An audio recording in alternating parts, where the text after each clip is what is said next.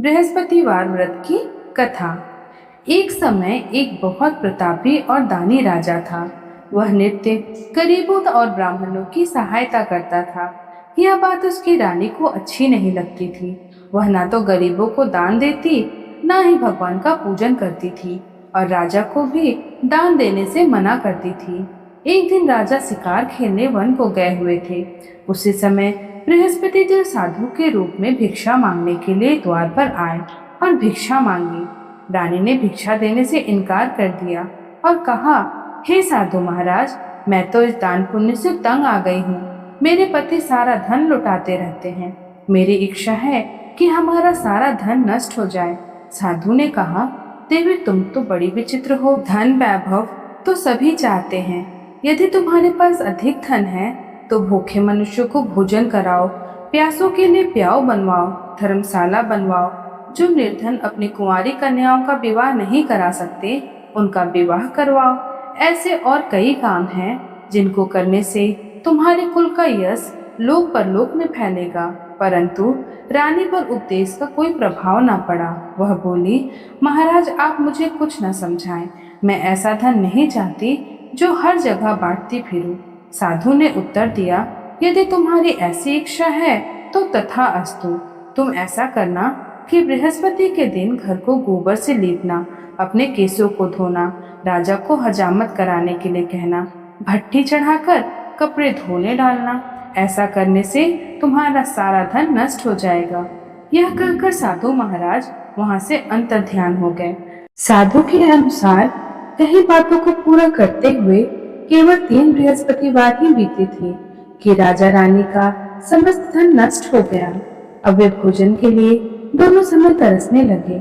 एक दिन राजा ने रानी से कहा कि हे रानी, तुम यहीं रहो, मैं दूसरे देश को जाता हूँ, क्योंकि यहाँ पर सभी लोग मुझे जानते हैं, इसलिए मैं कोई छोटा कार्य नहीं कर सकता। ऐसा कहकर राजा प्रदेश चला गया। वहाँ जंगल से लकड़ी काट कर लाता और शहर में बेचता। इस तरह वह अपना जीवन व्यतीत करने लगा। एक बार जब रानी और दासी को 7 दिन तक बिना भोजन के रहना पड़ा तो रानी ने अपनी दासी से कहा, हे दासी, पास ही के नगर में मेरी बहन रहती है, वह बड़ी धनवान है, तो उसके पास जा और कुछ ले आ, ताकि थोड़े दिनों के लिए गुजर बसर हो जाए। दासी रानी की बहन के पास गई। उस दिन गुरुवार था और रानी की बहन उस समय बृहस्पतिवार व्रत की कथा सुन रही थी। दासी ने रानी की बहन से कहा, आपने रानी का संदेश दिया, लेकिन रानी की बहन ने कोई उत्तर नहीं दिया। जब दासी को रानी की बहन से कोई उत्तर नहीं मिला तो वह बहुत दुखी हुई और उसे क्रोध भी आया। दासी ने वापस आकर रानी को सारी बात बता दी। सुनकर रानी ने अपने भाग्य को कोसा। उधर रानी की बहन ने सोचा कि मेरी बहन की दासी आई थी, परंतु उससे कुछ नहीं बोली, वो बहुत दुखी हुई होगी। इसीलिए पूजन व कथा पूर्ण कर वह अपनी बहन के घर आई और कहने लगी, हे बहन, मैं बृहस्पतिवार का पूजन कर रही थी। तुम्हारी दासी मेरे घर आई थी, परंतु जब तक कथा होती है तब तक न उठते हैं न बोलते हैं, इसलिए मैं न बोली। कहो बहन, दासी क्यों आई थी? तब रानी बोली, बहन, तुमसे क्या छुपाऊं, हमारे घर में खाने तक को अनाज नहीं है। ऐसा कहते कहते रानी की आंखें भर आई। उसने दासी समेत पिछले 7 दिनों से भूखे रहने की बात अपनी बहन को बताई। रानी की बहन बोली, सुनो बहन, भगवान बृहस्पति देव सबकी मनोकामना पूर्ण करते हैं। देखो, शायद तुम्हारे घर में अनाज रखा हो। पहले तो रानी को विश्वास नहीं हुआ, पर बहन के आग्रह करने पर उसने अपनी दासी को अंदर भेजा तो उसे सचमुच अनाज से भरा एक घड़ा मिला। यह देखकर दासी को बड़ी हैरानी हुई।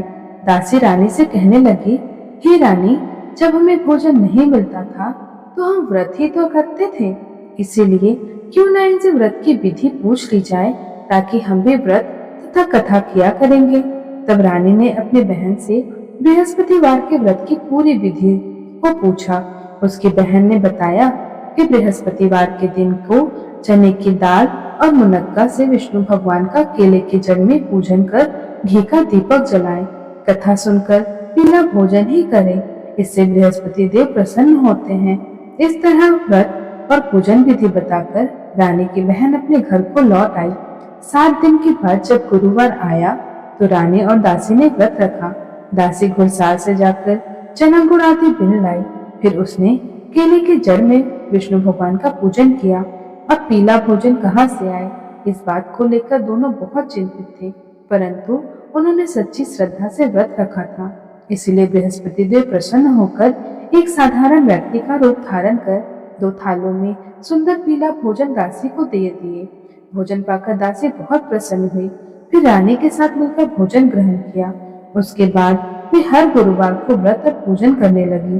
बृहस्पति भगवान की कृपा से उनके पास फिर से बहुत सा धन संपदा हो गया, परंतु रानी फिर पहले की तरह आलस करने लगी। तब दासी बोली, देखो रानी, तुम पहले भी इसी प्रकार आलस्य करती थी। तुम्हें धन रखने में कष्ट होता था, इसलिए तुम्हारा सब धन नष्ट हो गया।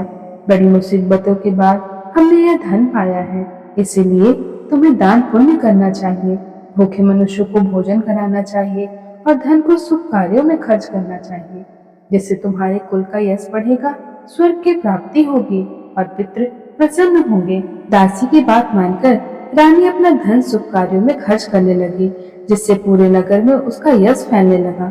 एक दिन राजा दुखी होकर जंगल में एक पेड़ के नीचे बैठा था। वह अपनी दशा को याद करके व्याकुल होने लगा। बृहस्पतिवार का दिन था। एकाएक उसने देखा कि वन में एक साधु चले आ रहे हैं। साधु आकर बोले, हे लकड़हारे, तुम इस सुनसान जंगल में किस चिंता में बैठे हो? लकड़हारे ने दोनों हाथ जोड़कर प्रणाम किया और उत्तर दिया, महात्मा जी, आप तो सब कुछ जानते हैं, मैं क्या कहूँ। यह कहकर वह राजा रोने लगा और साधु को अपनी संपूर्ण कहानी बताई। साधु ने कहा, तुम्हारे स्त्री ने बृहस्पति देव का अपमान किया था, जिस कारण वे तुमसे रुष्ट हो गए थे और तुम्हारी यह दशा हुई। अब तुम मेरा कहा मानकर चलो तो तुम्हारे सभी कष्ट दूर हो जाएंगे और भगवान पहले से भी अधिक संपत्ति देंगे। तुम बृहस्पति के दिन कथा किया करो। 2 पैसे व चने मुनक्का लाकर उनका प्रसाद बनाओ और शुद्ध जल के लोटे में गुड़ मिलाकर अमृत तैयार करो। कथा के पश्चात अपने परिवार और सुनने वाले प्रेमियों को अमृत व प्रसाद बांटकर स्वयं भी ग्रहण करो। ऐसा करने से भगवान तुम्हारी सभी मनोकामनाएं पूर्ण करेंगे। साधु के ऐसे वचन सुनकर लकड़हारा बोला, हे प्रभु, मुझे लकड़ी बेचकर इतना पैसा नहीं मिलता जिससे भोजन करने के उपरांत मैं कुछ बचा सकूं। मैंने रात्रि में अपनी रानी को व्याकुल देखा है। मेरे पास कुछ भी नहीं जिससे मैं उसकी खबर मंगा सकूं। साधु ने कहा, हे लकड़हारे, तुम किसी बात की चिंता मत करो। बृहस्पति के दिन तुम रोजाना की तरह लकड़ियां लेकर शहर को जाओ। तुमको रोज से दुगना धन प्राप्त होगा, जिससे तुम भले भांति भोजन भी कर लोगे और बृहस्पति देव की पूजा का सामान भी आ जाएगा। मैं तुम्हें बृहस्पति देव की कहानी सुनाता हूँ। बृहस्पति देव की कथा। प्राचीन काल में एक ब्राह्मण था। वह बड़ा ही निर्धन था। उसकी स्त्री बड़ी मलिनता के साथ रहती थी। वह स्नान न करती, किसी देवता का पूजन न करती। सुबह उठकर सर्वप्रथम भोजन करती थी, बाद में कोई अन्य कार्य करती थी। ब्राह्मण देवता बहुत कहते, परंतु उसका कोई परिणाम न निकला। भगवान की कृपा से ब्राह्मण के घर में एक सुंदर कन्या पैदा हुई। कन्या बड़ी होने पर प्रातः स्नान करके विष्णु भगवान का जाप और बृहस्पतिवार का पूजन एवं व्रत करने लगी। अपने पूजन पाठ को समाप्त करके पाठशाला जाती तो अपनी मुट्ठी में जौ भरकर ले जाती और पाठशाला के मार्ग में डालती जाती। तब ये जौ स्वर्ण के हो जाते और स्कूल से लौटते समय उनको बिनकर घर ले आती। एक दिन वह बालिका सूप में सोने के जौ को फटक कर साफ कर रही थी तो उसके पिता ने देख लिया और कहा, हे बेटी, सोने के जौ को फटकने के लिए सोने का सूप होना चाहिए। दूसरे दिन बृहस्पतिवार था। इस दिन कन्या ने व्रत रखा और बृहस्पति देव से प्रार्थना करके कहा कि मैंने आपकी पूजा सच्चे मन से की है तो मेरे लिए सोने का सूप भी दे दो। बृहस्पति देव ने उनकी प्रार्थना स्वीकार कर ली। रोजाना की तरह वह कन्या जौ फैलाते हुए जाने लगी। जब लौटकर जौ बिन रही थी तो बृहस्पति देव की कृपा से उसे मार्ग में सोने का सूप भी मिला। एक दिन की बात है, वह कन्या सोने के सूप में जौ साफ कर रही थी। उसी समय उस नगर का राजपुत्र वहां से होकर निकला।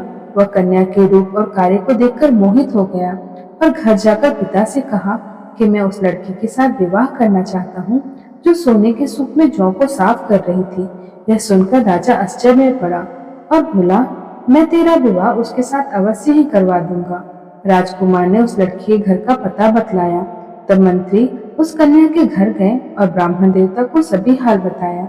ब्राह्मण देवता राजपुत्र के साथ अपनी कन्या का विवाह करने के लिए तैयार हो गए और विधि विधान के साथ कन्या का विवाह हो गया। कन्या के विदा होते ही ब्राह्मण देवता का घर फिर से गरीबी का निवास हो गया। अब उन्हें भोजन के लिए अन्न भी बड़ी मुश्किल से मिलता। एक दिन दुखी होकर ब्राह्मण देवता अपनी बेटी के पास गए।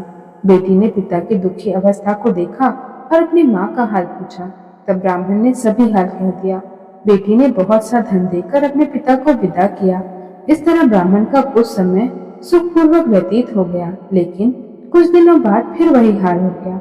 ब्राह्मण फिर अपनी बेटी के यहाँ गया और सारा हाल कहा तो उसकी बेटी बोली, पिताजी आप माँ को यहाँ ले आओ, मैं उन्हें बृहस्पति देव के पूजन का व्रत और विधि बता दूंगी, जिसे श्रद्धा पूर्वक करके ये आपकी गरीबी दूर हो जाएगी।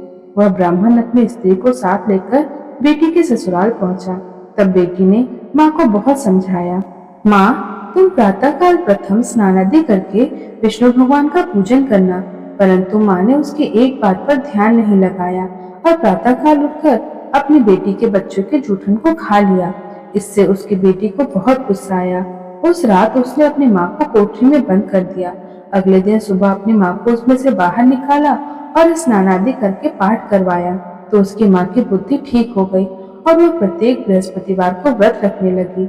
इस पूजन व व्रत के प्रभाव से उसके माता पिता बहुत धनवान होकर बृहस्पति देव के प्रभाव से इस लोक के सुख को भोगकर स्वर्ग को प्राप्त हुए। इस तरह कहानी कहकर साधु देवता वहां से अंतर ध्यान हो गए। 4 दिन बाद बृहस्पतिवार का दिन आया। लकड़हारा जंगल से लकड़ी काटकर शहर में बेचने गया। उसे अन्य दिनों से दुगना दाम मिला। लकड़हारे ने चना गुड़ आदि लेकर गुरुवार का व्रत व पूजन किया। जब दोबारा गुरुवार का दिन आया तो वह बृहस्पतिवार का पूजन व व्रत करना भूल गया। इस कारण बृहस्पति भगवान नाराज हो गए। उस दिन उस नगर के राजा ने विशाल यज्ञ का आयोजन किया था और नगर में यह घोषणा करवा दी कि कोई भी नगरवासी अपने घर में भोजन ना बनावे, समस्त जन मेरे यहाँ भोजन करने आवे। उस दिन लकड़हारा कुछ देर से पहुंचा तो राजा उसको अपने साथ महल में ले गए और अपने कक्ष में भोजन कराने लगे।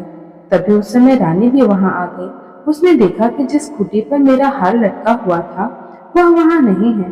रानी ने निश्चय किया कि मेरा हार इसी लकड़हारे ने चुराया है। तब रानी के कहने पर राजा ने उसे तुरंत सिपाहियों को बुलाकर उस लकड़हारे को कारागृह में डलवा दिया। अब लकड़हारा दुखी होकर विचार करने लगा कि न जाने कौन से जन्म के कारण मुझे यह कष्ट प्राप्त हुआ है, और उस साधु को याद करने लगा जो जंगल में मिला था।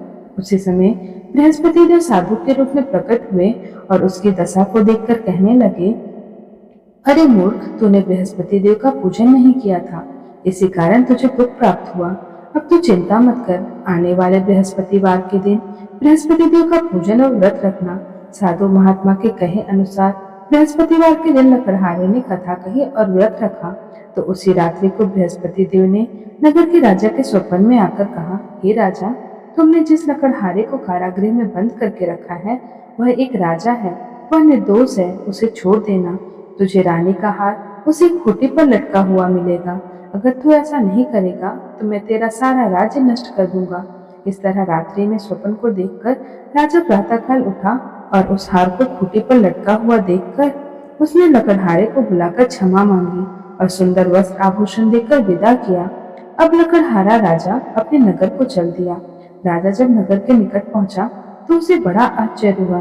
नगर में पहले से अधिक बाग, तालाब, मंदिर, कुएं तथा धर्मशालाएं आदि बनी हुई नजर आ रही थी। राजा ने जब पूछा कि यह सब किसने बनवाया है तो नगर के सभी लोग कहने लगे, यह सब रानी और दासी ने बनवाए हैं। राजा ने महल जाकर रानी से पूछा, यह सब धन तुम्हें कैसे प्राप्त हुआ? तब रानी ने बताया कि हमें यह सब धन बृहस्पति देव के व्रत के प्रभाव से प्राप्त हुआ। तब राजा ने निश्चय किया कि हर गुरुवार को तो सभी बृहस्पति देव का पूजन करते हैं, परंतु मैं प्रतिदिन दिन में 3 बार बृहस्पतिवार की कथा कहूंगा और रोज व्रत किया करूंगा। अब हर समय राजा के दुपट्टे में चने की दाल बंधी रहती थी तथा दिन में 3 बार कथा कहता। एक रोज राजा ने विचार किया कि चलो अपनी बहन के यहाँ हो आए। इस तरह निश्चय कर राजा घोड़े पर सवार हो अपनी बहन के यहाँ जाने को निकल गया। मार्ग में उसने देखा कुछ आदमी एक अर्थी को लिए जा रहे हैं। उन्हें रोककर राजा न कहने लगा, अरे भाइयों, मेरे बृहस्पति देव की कथा सुन लो। तो वे बोले, लो, हमारा आदमी मर गया है और इसे अपनी कथा की पड़ी है। परंतु कुछ आदमी बोले, अच्छा कहो, हम तुम्हारी कथा सुनेंगे। राजा ने दाल निकाली और कथा कहना आरंभ हुआ। जब कथा आधी हुई तो अर्थी पर लेटा हुआ मुर्दा हिलने लगा और कथा समाप्त हुई तो वह राम राम कहता हुआ खड़ा हो गया। बोलो बृहस्पति भगवान की जय। आगे बढ़ते हुए मार्ग में राजा को एक किसान खेत में हल चलाता मिला। राजा ने उसे रोककर कहा, अरे भैया, तुम मेरे बृहस्पतिवार की कथा सुन लो। किसान बोला, जब तक मैं तेरी कथा सुनूंगा तब तक 4 हरिया जोत लूंगा। जा अपनी कथा किसी और को सुना। यह सुनकर राजा आगे चलने लगा। राजा के आगे बढ़ते ही बैल पछाड़ खाकर गिर गए और किसान के पेट में बड़े जोर का दर्द होने लगा। उस समय किसान की माँ रोटी लेकर आई। उसने जब यह देखा तो किसान से सब हाल पूछा। अपने बेटे की बात सुनकर वह बुढ़िया दौड़े दौड़े उस घुड़सवार राजा के पास गई और बोली, मैं तेरी कथा सुनूंगी, तू अपनी कथा मेरे खेत पर चलकर कहना। राजा ने बुढ़िया के खेत पर जाकर कथा कही। कथा सुनने के उपरांत बैल उठ खड़ा हुआ और किसान के पेट का दर्द भी बंद हो गया। राजा अपनी बहन के घर पहुंचा। बहन ने भाई की खूब मेहमानी की। दूसरे दिन प्रातःकाल राजा जगा तो वह देखने लगा कि सभी लोग भोजन कर रहे हैं। राजा ने अपनी बहन से कहा कि ऐसा कोई मनुष्य है क्या जिसने भोजन नहीं किया और मेरे बृहस्पतिवार की कथा सुन ले। बहन बोली, भैया, यह देश ऐसा ही है। यहाँ लोग पहले भोजन करते हैं, बाद में कोई अन्य कार्य करते हैं। अगर कोई पड़ोस में हो तो मैं देखकर आती हूँ। कई घर देखने के बाद उसे ऐसा व्यक्ति नहीं मिला जिसने भोजन न किया हो।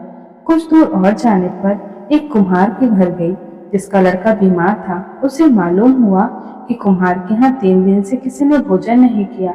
रानी ने अपने भाई की कथा सुनने के लिए कुम्हार से कहा तो वह तैयार हो गया। राजा ने कुम्हार के घर पर जाकर उसके परिवार को बृहस्पतिवार की कथा सुनाई, जिससे सुनकर कुम्हार का लड़का ठीक हो गया।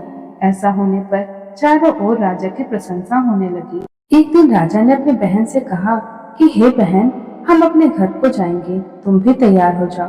राजा की बहन ने अपनी सास से पूछा। सास ने कहा, हाँ चली जा, परंतु किसी लड़के को मत ले जाना, क्योंकि तेरे भाई की कोई औलाद नहीं है। बहन ने राजा से कहा, भैया, मैं तो चलूंगी, परंतु कोई बालक नहीं जाएगा। तब राजा बोला कि जब कोई बालक ही नहीं जाएगा तब तुम ही क्या करोगी। बड़े दुखी मन से राजा अपने नगर को लौट आया। राजा ने अपनी रानी से कहा, हम निर्वंशी राजा हैं। तब रानी बोली, हे प्रभु, बृहस्पति देव ने हमें सब कुछ दिया है, वह हमें औलाद भी अवश्य देंगे। उसी रात बृहस्पति देव ने राजा के स्वप्न में आकर कहा, हे राजा, उठ, सभी चिंताएं त्याग दे, तेरी रानी गर्व से है। स्वप्न में बृहस्पति देव की यह बात सुनकर राजा को बड़ी खुशी हुई। तब 90 महीने से रानी के गर्भ से एक सुंदर पुत्र पैदा हुआ। सच्ची भावना से राजा और रानी ने उनकी कथा का गुणगान किया तो उनकी सभी इच्छाएं पूर्ण हुई। जो सच्ची श्रद्धा से बृहस्पतिवार का पूजन करता है, दूसरों को कथा पढ़कर सुनाता है या सुनता है, तो बृहस्पति देव उसकी सभी मनोकामना पूर्ण करते हैं, सदैव उसकी रक्षा करते हैं। कथा सुनने के बाद प्रसाद बांटना चाहिए और स्वयं भी ग्रहण करना चाहिए। हृदय से उनका मनन करते हुए जयकार बोलना चाहिए। बोलो बृहस्पति देव की जय, विष्णु भगवान की जय।